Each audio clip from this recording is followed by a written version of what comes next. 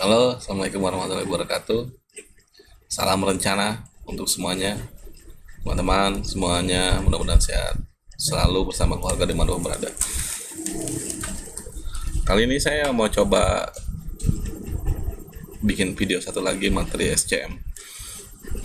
Karena kebetulan selain di workshop dalam kurun waktu 10-15 tahun lalu di beberapa perusahaan, saya juga terakhir ini ada kurang lebih 6 tahun jalan ya di Departemen Supply Chain Management. Kalau di planner seru, tapi di supply chain juga nggak kalah serunya. Mudah-mudahan bermanfaat juga buat teman-teman semuanya. Saya mau bahas tentang masalah impor ya. Impor ini penting untuk diperhatikan dan detail ya. Terus seperti apa keseruannya, saya mau sampaikan saja. Jadi ini untuk impor corporate ya. Corporate bukan impor yang kita di e-commerce ya. Jadi kalau kita di perusahaan itu kan nggak mungkin kita beli material equipment struktur yang ratusan juta atau miliaran itu lewat e-commerce ya. Jadi kita harus mempersiapkan diri untuk cara-cara mengimpornya. Sebelumnya seperti apa sih keseruannya, kita preview dulu aja ya videonya.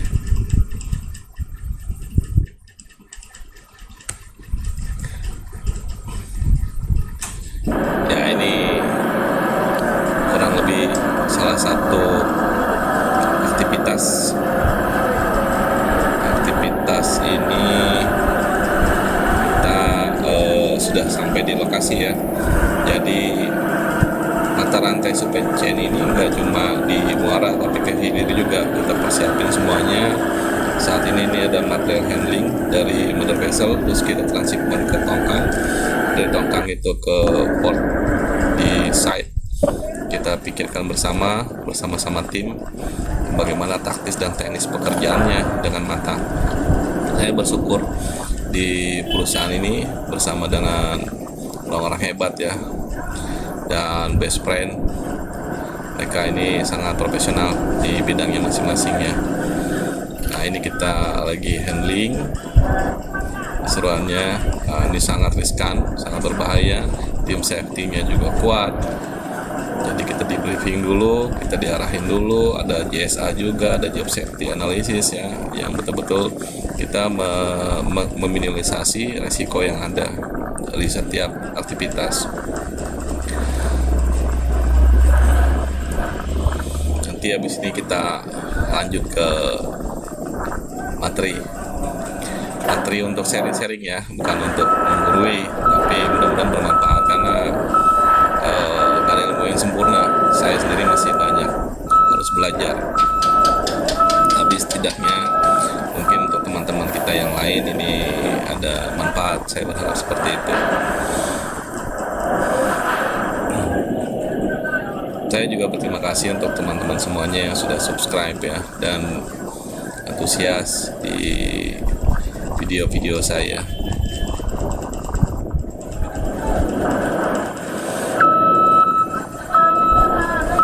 Ya, ini great man, big man, kita great job. Ini kita lagi mengisi kesenjangan sama kapten kapalnya. Bercanda-canda, so friendly, dia juga low profile.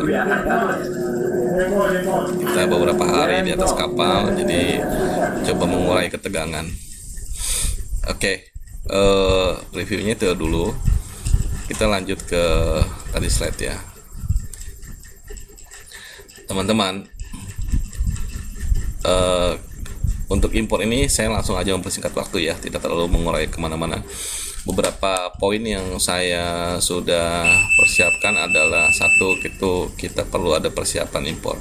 Persiapan impor itu tentukan term importnya, CIF atau FOB.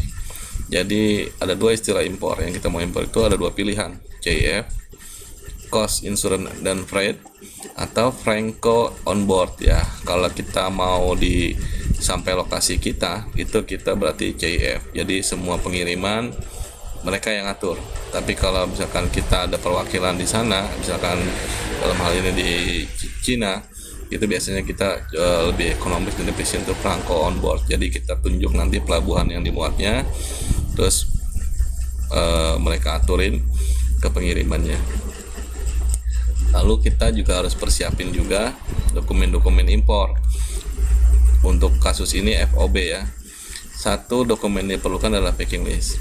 Packing list itu terkait nama barang, dimensi, volume, dan berat. Ini penting ya, terutama nanti untuk material handling.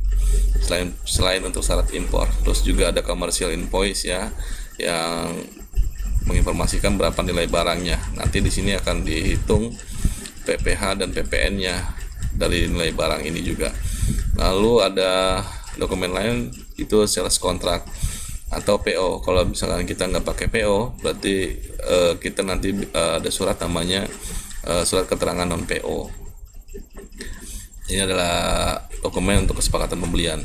Lalu ada brosur dan drawing plan. Jika nanti, tapi ini kalau diminta sama pemeriksaan di lapangan bea cukainya. Terus juga ada bukti bayar akan barang yang dibeli. Terus seperti biasa di sini ada, kita harus siapin juga legalitas impor ya. Sekarang namanya NIB, dulu itu namanya APP. Jadi angka pengenal impor ya. Sekarang ini nomor induk perusahaan. Jadi corporate itu harus ada APP dan EIB-nya kalau mau impor. Lalu dokumen lain seperti biasa NPWP, SIM, dan TDP. Dari situ kita sudah mulai berkomunikasi dengan intens ya, antara shipper, pengirimnya, atau perwakilan kita di Cina atau di Australia atau dimanapun yang berada, ada perwakilan kita. Terus kita sendiri consignee, ini artinya penerima, terus forwarder yang di sana, dan juga pihak PPJK yang di sini gitu. Apa sih PPJK? Perusahaan jasa kepabeanan ini. Jadi kalau di DHL itu kadang-kadang kita kirim barang juga tahu-tahu udah sampai di depan pintu. Sebenarnya di DHL itu ada yang kita tahu itu namanya PPJK-nya Birotika Semesta. Dia yang ngaturin ini semua. Nah, kali ini kita bicara apa sih pekerjaan-pekerjaannya.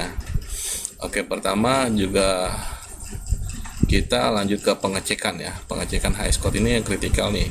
Kita buka di situsnya government di nsw.go.id. Nah, di sini nanti kita bakal melihat berapa sih biaya masuknya barang-barang tertentu itu. Nah, barang itu kan nggak satu, mungkin ada 2 atau 5 atau ada ratusan. Kita cek satu persatu biaya masuknya dan HS code-nya berapa. PPh-nya biasa 2,5%, PPN-nya 10%. Tapi PPN ini bisa dibebasin dengan syarat khusus ya. Kalau kita punya rekomendasi dari SDM terkait kita dalam perusahaan tambang, terus nanti diberikan juga dari Kemendak, terus nanti juga ada kalau misalkan itu dari Dirjen Pajak itu SKB PPN membebaskan 10% dari nilai PPN. Oke. Itu NSW itu tampilannya kurang lebih seperti ini ya. Nah, setelah kita buka situsnya, keluar di sini yang kita perlukan adalah HS code. HS code itu kita klik aja. Ada banyak sih pilihan-pilihan menu di sini. Nanti teman-teman bisa sambil buka aja websitenya, karena ini nggak mungkin dijelaskan dalam satu video singkat seperti ini. HS code-nya kita cek di sini, centang. Nanti di situ udah keluar. HS code itu seperti part number ya. Jadi ada unik, nggak ada 2, nggak ada double, apalagi multiple. Dan di situ bedanya ada deskripsi barangnya itu apa ya, bahkan dia penggeraknya itu mekanik atau elektrik juga nanti dijelaskan di situ. Biaya masuknya, PPN dan PPh-nya juga ada, regulasi terkaitnya itu apa. Nah, kembali yang ke tadi itu ada biaya masuk. Kasus ini tadi saya kasih contoh conveyor itu biaya masuknya 5%, PPN-nya 10%. Regulasinya itu PMK nomor 6 2017. Lalu ada nggak nih ada pembatasan? Nah, kalau untuk case ini nggak ada, jadi nggak ada pembatasan. Ekspornya juga nggak ada pembatasan. Kadang ada hal lain yang itu ada pembatasan. Oke. Yang perlu diperhatikan, deskripsi pada INSW terkait barang. Jadi deskripsi itu technical sekali ya, kita harus tahu dan itu harus sesuai dengan di INSW itu hash code-nya. Nah, lalu perhatikan barang terkenal atas, larangan terbatas untuk diimpor ya. Jika terkenal atas, perhatikan apa yang diperlukan untuk impor barang tersebut dan bahasa dari kementerian tersebut. Contoh, untuk besi baja itu pakai PI besi baja, atau biasanya bergandengan nih, kalau ada PI besi baja itu juga harus ada laporan surveyor seperti dari Sukovindo atau badan lembaga surveyor independen. Kalau untuk obat-obatan itu terkaitnya dengan BP POM. Untuk barang-barang industri itu dari Deperindak. Jadi lebih detailnya nanti ada di websitenya itu ya, karena barang ke barang kita nggak bisa generalisasi, ini cuma contoh aja. Barang dan mesin bekas dilarang untuk impor ya, ada larangan. Nah, produk UMKM seperti kopi, hasil bumbu juga dilarang terkecuali fasilitas dari departemen terkait. Kenapa? Untuk melindungi produsen dalam negeri ya. Nah, atasnya itu dibagi 5 kelompok. Ada government agency, import permit, export permit, by import commodity, by export commodity.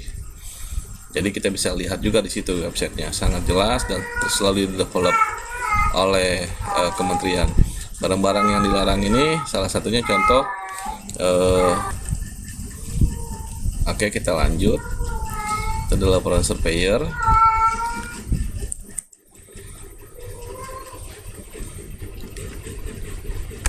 Ya, di sini ada salah satu kriteria yang dilarang itu adalah ini, ada IP.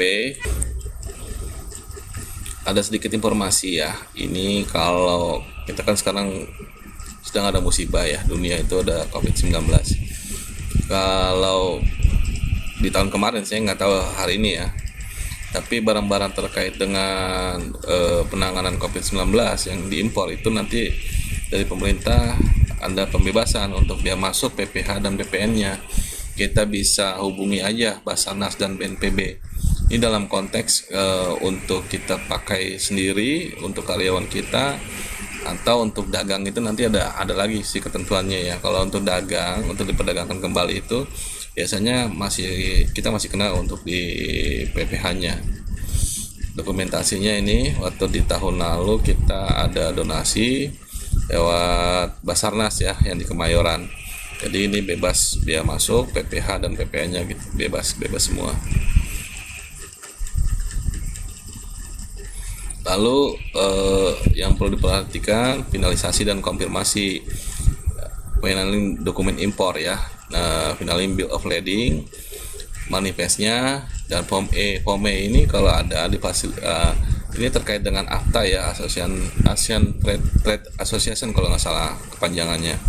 Itu bakal membebaskan biaya masuknya. Biaya masuk itu varian, tapi kalau dilengkapi fasilitas form E dari negara asal, biaya masuk itu akan 0. Nah, lalu kita juga udah mulai juga komunikasi domestik dua pihak antara konsaini kita nih untuk penerimaan dan PPJK. Ada aktivitas pembuatan surat kuasa ke PPJK. PPJK langsung nanti membuat draft PIB, terus kita selaku konsaini memeriksa draft PIB tersebut konfirmasi final oke. Kalau memang sudah oke ya, banyak diskusi panjang nanti di sini. PPJK lalu submit ke PIB, submit PIB ke Bea Cukai. Yang perlu diperhatikan adalah cek sesama dengan teliti kesesuaian PIB dengan barang yang akan diimpor. Sebelum konfirmasi, ya kita cek di PIB-nya sebelum kita konfirmasi. Formatnya coba di googling aja ya, form PIB, keywordnya PDF, form PIB PDF. Kurang lebih ini nanti formatnya seperti ini. Jadi data-data ini kita isi sesuai dengan kolom-kolomnya. Bukan kita yang isi, tapi ini diisi oleh PPJK. Nanti ini semua ada isiannya, data-data masuk, nomor invoice-nya, terus di sini juga nanti hash code-nya ada di sini. Terus tarifnya, jenis pungutannya ada berapa di sini.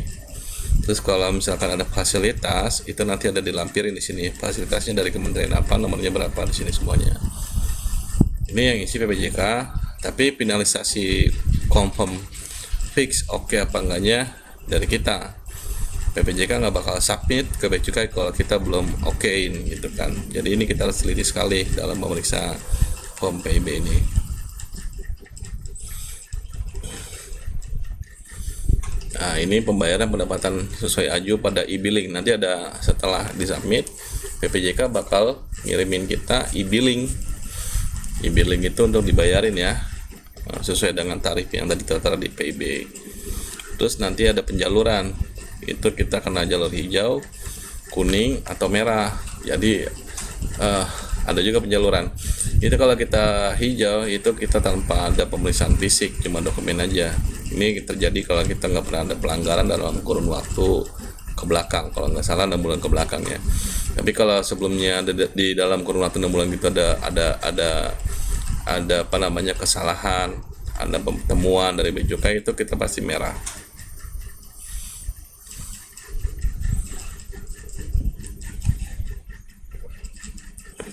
Oke. Jika ada temuan itu redress ya, harus dipenuhi dan perbaiki. Kalau nggak ada oke semuanya, itu ada keluar nanti terbit SPPB, surat perintah pembebasan barang. Untuk catatan, redress atau nota pembetulan dari respon Bea Cukai itu ada beberapa hal. Satu, barang tidak sesuai dengan dokumen, baik dari harganya, jumlah, atau barang tidak terdata. Selundupan mungkin sengaja atau nggak sengaja ya, makanya kita perlu cek sekali gitu. Barang ada kesalahan data pada dokumen, baik salah pengetikan atau kesalahan informasi data lainnya. Kadang kesalahan nama ketik, misalkan nama untuk PT kita, alamat kita, ada kesalahan, itu bisa jadi temuan, itu bisa jadi redress atau nota pembetulan. Terus ada biaya di pelabuhan tujuan. Jadi storage itu kita bayarin juga, tapi ada masa-masanya. Ada masa 1 itu kalau nggak salah 1-3 hari ya, tergantung portnya, itu masih free. Nanti di hari keempat dan seterusnya itu ada hitung kalkulasi pengkaliannya beda lagi. Terus juga ada biaya tebus DO, ada juga biaya untuk agen pelayarannya, karena kapal itu kan pasti punya agen di Indonesia, ada biayanya juga. Dan juga ada biaya jasa PPJK selaku jasanya. Kalau itu semua udah oke, barang kita kuasai. Tadi masih dalam pemeriksaan Bea Cukai. Lalu kalau kita mau kirim ke site lokasi kita atau ke dalam kota kemana, kita harus lanjut pengiriman ke site perusahaan. Nah, kita harus pilih itu multimodanya. Pengiriman itu nanti bagusnya by tracking, containerized, atau sewa LCT, atau mungkin tongkang gitu. Nah, makanya dari awal packing list itu penting untuk kita pelajari kira-kira apa handling yang paling tepat untuk kita kirim ke tujuan. Terus kita terbitkan delivery instruction atau shipping instruction. Perhatikan, nah ini kritikalnya nih, packing list dari awal, apakah barang terbesar dan terberatnya. Kadang-kadang misalnya gini, barangnya nggak banyak atau banyak tapi ada yang 10 ton, berarti minimal kita harus punya alat angkut. Itu alat muatnya itu yang kapasitasnya lebih daripada 10 ton, termasuk juga untuk crane dan forkliftnya, itu harus dipikirkan. Perhatikan juga volume dan total beratnya. Jadi setelah misalkan kita import to break bulk atau LCL, kita pikirin kira-kira yang paling bagusnya untuk kita lanjutkan ke site kita itu dengan containerized atau pakai LCT. Ini harus diperhatikan juga. Oke, lalu setelah itu barang diterima di tujuan. Nah ya, terima kasih. Untuk kali ini saya menyampaikan sedikit materi tentang supply chain. Mudah-mudahan bermanfaat untuk semuanya dimanapun berada. Assalamualaikum warahmatullahi wabarakatuh. Salam rencana.